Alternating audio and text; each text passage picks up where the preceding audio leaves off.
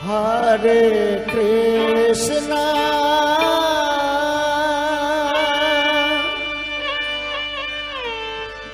Hare Krishna Om Namo Bhagavate Vasudevaya.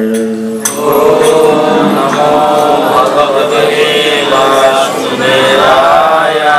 Om Namo Bhagavate Vasudevaya. Om Namo Bhagavate Vasudevaya. Om Namo Bhagavate Vasudevaya. Om Namo Bhagavate Vasudevaya. Narayanam Namaskrityam Narayanam Namaskrityam Naram Chaiva Narottamam Naram Chaiva Narottamam Devim Saraswati Vyasam Devim Saraswati Vyasam Tato Jayamudiraye Tato Jayamudiraye Nashtaprayeshu Abhadreshu Nashtaprayesu Abhadesu Nityam Bhagavata Sevaya Nityam Bhagavata Sevaya Bhagavati Uttama Shloke Bhagavati Uttama Shloke Bhaktir Bhavati Naistiki Bhakti Bhavati Naistiti Krishnaya Vasudevaya Krishnaya Vasudevaya Devaki Nandanaya cha Devaki Nandanaya Nanda Gopa Kumaraya Nanda Gopa Kumaraya Govindaya Namo Namaha Govindaya Namo Namaha. Om Ajnanatimirandasya Jnananjana Shalakaya Chakshurunmilitam Yena Tasmai Shri Gurave Namaha. Jai Shri Krishna Chaitanya Prabhu Nityananda Shri Advaita Gadadhar Srivasadi Gaura Bhakta Vrinda. Hare Krishna Krishna Krishna Hare Hare Hare Rama Rama Rama Hare Hare.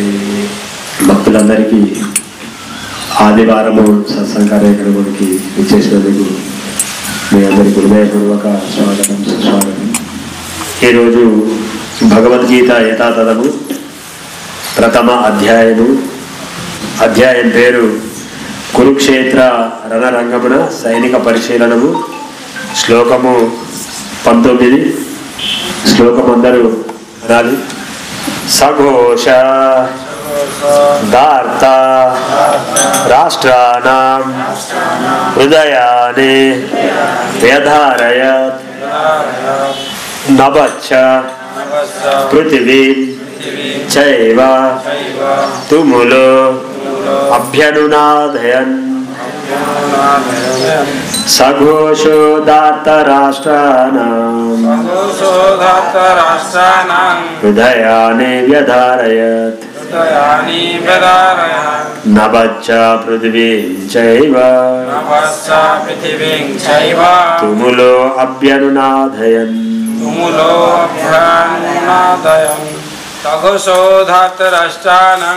సఘోషోదాత్త రాష్ట్రానాం హృదయాని వ్యధారయ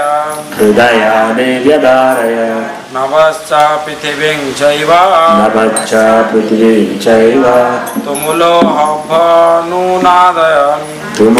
అభ్యనునాదయన్ సఘోషోదాత్త రాష్ట్రానాం హృదయాని వ్యధారయత్ నభచ్చ పృథివీం చైవ తుములో అభ్యనునాదయన్ సఘోషోదాత్త రాష్ట్రానాం హృదయాని వ్యధారయత్ నభశ్చ పృథివీం చైవ తుములో అభ్యనునాదయన్. సఘోష ధ్వని ధార్తరాష్ట్రానాం ధృతరాష్ట్రుని పుత్రుల యొక్క హృదయములను వ్యదాయరత్ ఛేదించెను. నభ ఆకాశమును చ కూడా పృథివీ భూమిని చ కూడా ఏవ నిశ్చయముగా తుముల మిక్కిలి భీకరముగా అభ్యనునాదయన్ ప్రతిధ్వనింపజేస్తూ వివిధ రకములైన ఆ శంఖముల ధ్వని మిక్కిలి భీకరమయ్యను. అది భూమి ఆకాశములను రెండింటినీ ప్రతిధ్వనింపజేస్తూ ధృతరాష్ట్ర పుత్రుల హృదయములను ఛేదించెను. భాష్యం. దుర్యోధనుని పక్షములో భీష్మాదులు తమ తమ శంఖములను పూరించినప్పుడు పాండవ పక్షం వారి హృదయములు ఛేదించబడలేదు. అటువంటి సన్నివేశములేవి పేర్కొనబడలేదు. కానీ పాండవ పక్షపు వారు చేసిన ధ్వనుల ప్రతిధ్వనులతో ధృతరాష్ట్రుని పుత్రుల హృదయములు ఛేదించబడేనని ప్రద్దలయ్యనని ఈ ప్రత్యేక శ్లోకములో చెప్పబడెను. పాండవులకు శ్రీకృష్ణ భగవానుడి పట్ల గల విశ్వాసమే అందుకు కారణము. దేవదేవుని శరణు వేడిన వారికి ఎట్టి ఘోర విపత్తు సంభవించినను భయము చెందనవసరము లేదు.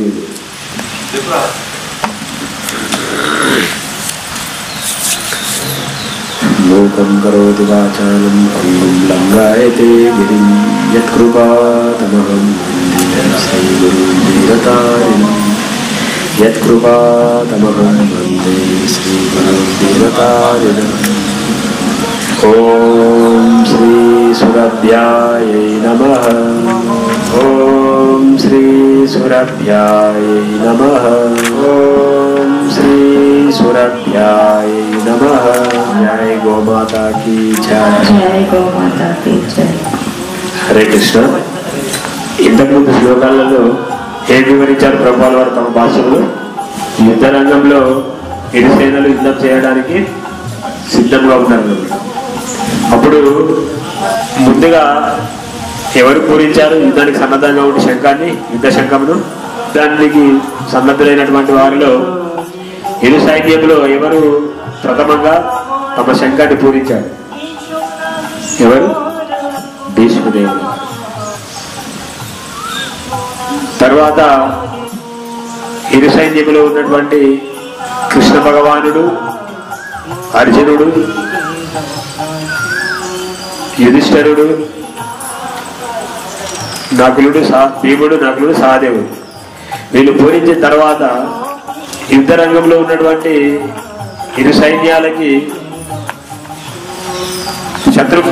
కౌరవుల పక్షంలో ఉన్నప్పుడు ఆ సైనికులు ఆ యుద్ధ వీరులు పూరించిన శంఖాల ధ్వనికి పాండవ పక్షంలో ఉన్న సైనికులు ఎటువంటి కలత చెందలేదు. వారిపైన ఆ శంఖధ్వని ఎటువంటి ప్రభావము చూపించలేదు. ఇక్కడ పాండవ పక్షంలో ఉన్న యుద్ధ వీరులు పూరించినటువంటి ఆ శంఖధ్వని ఏ విధంగా ఉంది? ఒక భయంకరంగా ఆ ధ్వని ప్రధ్వనిస్తూ ఇంకా భూమి ఆకాశాలను కప్పింపజేస్తూ కౌరవ పక్షంలో ఉన్నటువంటి సైనికులందరికీ కూడా అది భయానికి గురి చేసింది అనమాట. వాళ్ళ హృదయాలు మొత్తము కకావికలమైపోయాయి అనమాట. కలత చెందారు మొత్తం వాళ్ళు. అంతటి భీకరమైనటువంటి ధ్వని శబ్దము ఎవరి పక్షాల నుంచి వచ్చింది? పాండవ పక్షంలో ఉన్నటువంటి యుద్ధ వీరులు ఎప్పుడైతే తమ శంఖాన్ని పూరించారో ఆ ధ్వని అతి భీకరంగా భయంకరంగా ఎదుటి పక్షంలో ఉన్నటువంటి శత్రు సైనికుల హృదయాన్ని పూర్తిగా కలవరపరిచింది. ఎవరు చెప్తున్నారు? ఎవరికి చెప్తున్నారు ఆ విషయాన్ని? ఇప్పుడు ఇక్కడ జరుగుతున్నటువంటి సన్నివేశాన్ని ఎవరికి చెప్తున్నారు? మరి సంజయుడు, ధృతరాష్ట్రుడు వాళ్ళు అంతఃపురంలో ఉన్నారు. మరి వాళ్ళకి ఎట్లా తెలుస్తుంది ఇక్కడ విషయాలు? సంజయుడు వ్యాసదేవుడి శిష్యుడు. వ్యాసదేవుడు తన యొక్క అపారమైన కృపతోని ఆయనకి అక్కడ యుద్ధ రంగంలో జరుగుతున్నటువంటి ప్రతి సన్నివేశాన్ని చూసే అవకాశాన్ని ఆ కృపనిచ్చారు. అందుకే సంజయుడు ధృతరాష్ట్రుడు అడుగుతాడు అనమాట, అక్కడ ఇరుపక్షంలో ఉన్నటువంటి సైనికులు కురుక్షేత్ర రణరంగమున నిలిచి ఉన్నారు, అక్కడ ఏం జరుగుతుంది అని అడుగుతాడు అనమాట. అడిగినప్పుడు సంజయుడు ధృతరాష్ట్రుడికి అక్కడ జరిగే సన్నివేశాన్ని స్వయంగా చూస్తుంటాడు అనమాట. ఆన్లైన్లో చూసుకుంటూ ఇక్కడ ధృతరాష్ట్రుడికి ప్రతి ఒక్క సన్నివేశము క్షణ క్షణము ఏం జరుగుతుందో మొత్తంగా వివరిస్తారు. ఏం జరుగుతుంది యుద్ధ రంగంలో, అది విజయము ఎవరిని వరిస్తుంది, ఎవరు ధర్మం వైపు ఉన్నారు, ఎవరు అధర్మం వైపు ఉన్నారు, ఎవరు భగవంతుని రక్షణలో ఉన్నారు, ఎవరు భగవంతుని ఆశ్రయించకుండా ఆయన రక్షణ నుంచి దూరంగా వెళ్ళి అధర్మ వర్తనులై అధర్మాన్ని పాటిస్తున్నారు అనే సంజయుడికి పూర్తిగా అవగతమయ్యారు అన్ని విషయాలు. అందుకే ముందే ఆయన జరగబోయే విషయాన్ని పూర్తిగా తెలుసుకొని ధృతరాష్ట్రుడికి కొన్ని విషయాలను లౌకికంగా చెప్పడానికి ప్రయత్నం చేస్తారు. ఈ శ్లోకంలో మొత్తంగా వివరిస్తే ఏమవుతుందంటే, ఒకరితో యుద్ధం చేయాలంటే ఏం కావాలి? ఎదురుపక్షంగా ఉన్న వారికి ఆయుధాలు కావాలి. ఆయుధాలు ఉంటేనే సరిపోదు, ధైర్యం కూడా కావాలి. వారిని ఎదుర్కొనే ధైర్యం ఉంటేనే ఆ ఆయుధాన్ని ఎలా వాడాలో తెలుస్తుంది. ఈ యుద్ధంలో పాల్గొనాలంటే మనం వెళ్ళి పాల్గొంటాము. మరి ఎలా పాల్గొంటారు యుద్ధంలో? సైనికులు కఠోరమైనటువంటి శిక్షణ ఉంటుంది. దాని ఇంగ్లీష్లో ఏమంటారు? ట్రైనింగ్గా. మనకు భారతదేశం సరిహద్దులలో భీకరమైనటువంటి యుద్ధం జరుగుతుంది, ఇప్పుడు కూడా జరుగుతుంది యుద్ధం. దాంట్లో పాల్గొన్న సైనికులు నేరుగా వెళ్ళి AK-47 మిషన్ గన్ తీసుకొని కాలుస్తారు. ఆ ఆయుధాలు ఎప్పుడు చేతికిస్తారు వాళ్ళకి చాలా చాలా కఠినమైనటువంటి కఠోరమైనటువంటి శిక్షణనిచ్చి కాలుస్తారు. ఆ శిక్షణలో ఒక ఆయుధాన్ని ఎలా వాడాలి, ఎలా వాడకూడదనేది కూడా వారికి శిక్షణ ఇస్తారు. ఉదాహరణకి ఏ శిక్షణ లేకుండా ఒక వ్యక్తి చేతిలో ఆయుధం పెడితే ఏమవుతుంది? ఆయన విచక్షణ రహితంగా కాల్పులు జరిపితే స్వపక్షంలో ఉన్నవారు చనిపోవచ్చు, విపక్షంలో ఉన్నవారు కూడా చనిపోవచ్చు.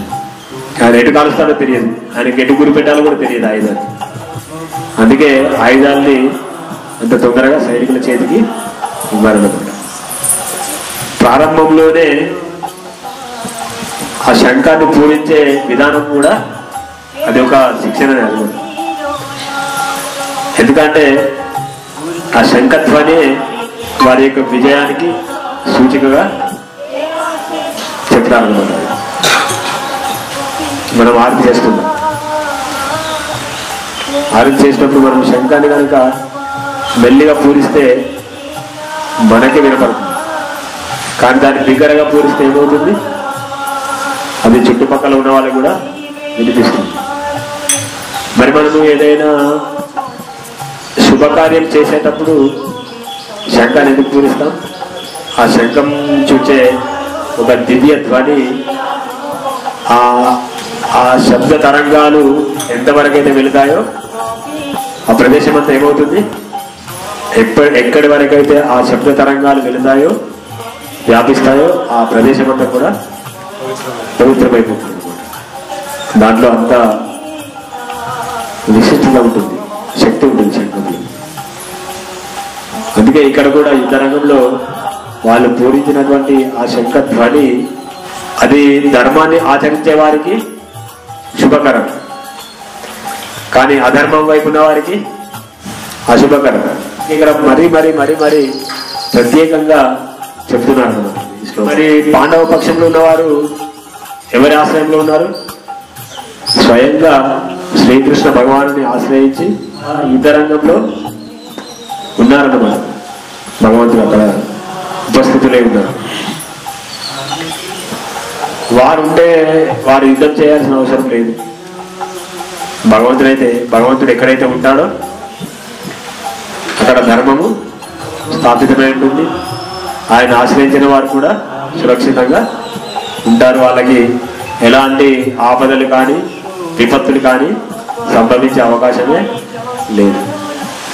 ఒకవేళ మనం భగవంతుని ఆశ్రయించినప్పుడు మనకు అనుకోని ఏదైనా ప్రమాదము లేకపోతే ఏదైనా విపత్తు కలిగినప్పుడు మనము కలత చెందవలసిన అవసరం కూడా లేదు. ఎందుకంటే భగవంతుడు మనం పూర్తిగా ఆయన్ని ఆశ్రయించినప్పుడు మనకేదైనా విపత్తు సంభవించినప్పుడు ఆ విపత్తు నుంచి తప్పకుండా బయటపడేస్తాం. కానీ మనకు కావాల్సింది ఏంటి? సంపూర్ణమైన శరణాగతి, శ్రద్ధ, విశ్వాసం. ఈ మూడు కనుక మనము చేస్తే ఆయన ఎప్పటికీ మనల్ని వదిలిపెట్టడు. ఎలాంటి ఘోర విపత్తులు సంభవించినా కూడా వాటిని సులభంగా దాటేటువంటి ఆ యొక్క శక్తిని, సహనాన్ని, వినయాన్ని మనకు ప్రదర్శిస్తారు. ఇక్కడ పాండవుల పరిస్థితి కూడా అలాగే ఉంది. వాళ్ళు స్వయంగా శ్రీకృష్ణ భగవానుడు వారి వెంట ఉన్నప్పటికీ వారేమైనా సర్వసుఖాలను అనుభవించారా? కష్టాలే పడ్డారు. ఎందుకు? ఎన్ని కష్టాలు సంభవించినప్పటికీ, ఎన్ని విపత్తులు, ఎన్ని ప్రమాదాలు ఎదురైనప్పటికీ వారు సదా ధర్మాన్ని పాటిస్తూ ధర్మనియుక్తులై ఉన్నారు. అదే శ్రీకృష్ణ భగవానుడికి పాండవుల్ని ప్రియులుగా చేసింది, ఇష్టమైన వారిగా చేసింది. అందుకే వారు ఎప్పుడు కూడా ఎలాంటి కలతకు గురి కాలేదు. ఎలాంటి ప్రమాదాలు వచ్చినా, విపత్తులు సంభవించినా కూడా కలత చెందలేదు. ఇప్పుడు భౌతిక జగత్తులో చూస్తే మన యొక్క స్థితి ఎలా ఉంది? మనము ఏదైనా ప్రమాదం సంభవించినప్పుడు, కష్టం వచ్చినప్పుడు ఏం చేస్తాం? ఇది ఎలా ఎలా ఎలా ఎలా కానీ మనం భగవంతుని ఎప్పుడైతే పూర్తిగా ఆశ్రయిస్తామో అలాంటి కలతకి గురి కావాల్సిన అవసరం మనకి ఉండదు. ఎందుకంటే మనము దాన్ని ఇంకొకరు చెబితే అనుభూతి చెందనవసరం లేదు. ఎవరికి వారిగా దాన్ని అనుభూతి చెందవచ్చు. అందుకే ఇక్కడ పాండవుల పరిస్థితి సురక్షితంగా ఉంది, కౌరవుల పరిస్థితి అనిశ్చితంగా ఉంది. కాబట్టి మేము విజయం సాధిస్తామా లేదా అనే ఒక ప్రత్యక్ష అనుమానం. కానీ పాండవులకి ఆ అనుమానం ఎప్పుడు రాలే. ఎందుకంటే స్వయంగా సృష్టికర్త అయినటువంటి శ్రీకృష్ణ భగవానుడే వారి వైపు ఉన్నారు. కాబట్టి వారు ఎలాంటి పరిస్థితుల్లో కూడా కలతకి గురి కాలేదు. ఆ విషయాన్ని శ్లోకంలో చెప్పడం జరిగింది. హరే కృష్ణ.